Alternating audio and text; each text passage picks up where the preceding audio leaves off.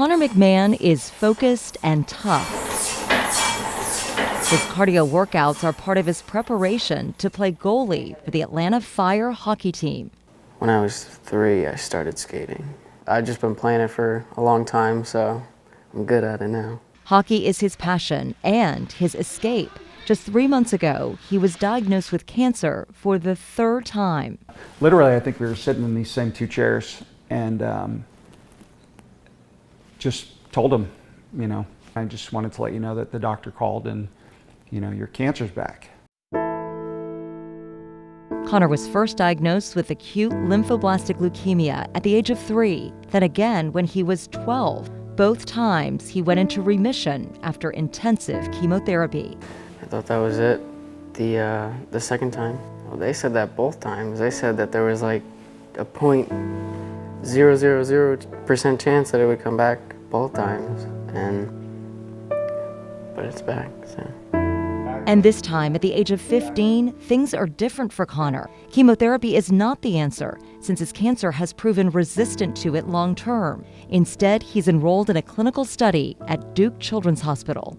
The Duke program is going to have 18 patients, and Connor is number 11 of those 18.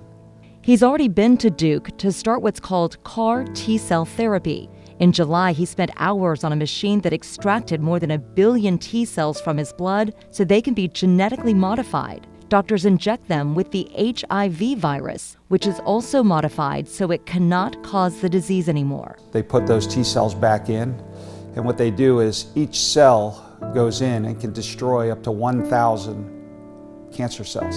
Early and very small studies of this groundbreaking therapy show an initial success rate of 93%. It is risky, but also incredibly promising. The goal is that if this is successful, and we believe it will be, that this will replace traditional chemotherapy for this type of cancer.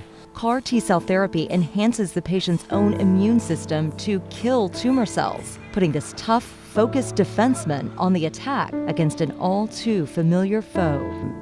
We believe that within a 60-day period, he's going to be cancer-free.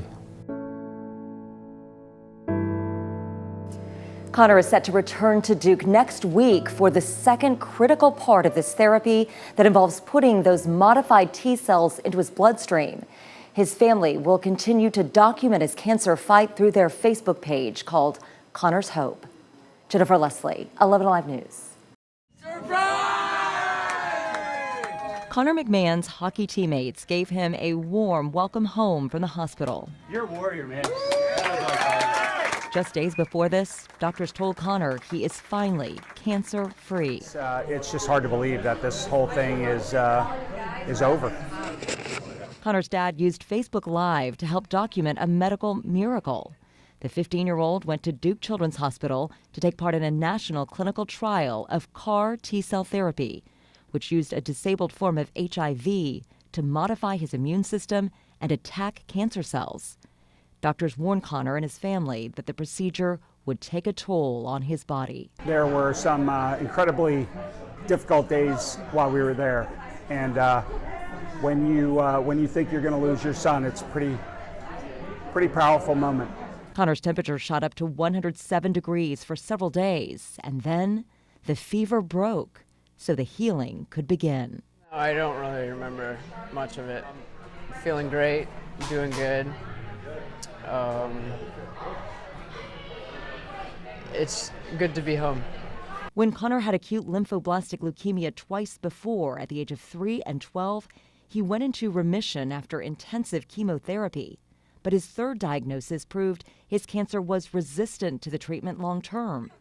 That's why there was so much riding on T-cell therapy. And eventually his body will just start to make all the healthy cells again, and this becomes a thing of the past. And hopefully this can become the cure for the future. This was Connor's first time back on the ice since returning from Duke, ready to pursue his passion and put cancer behind him. Jennifer Leslie, 11Alive News.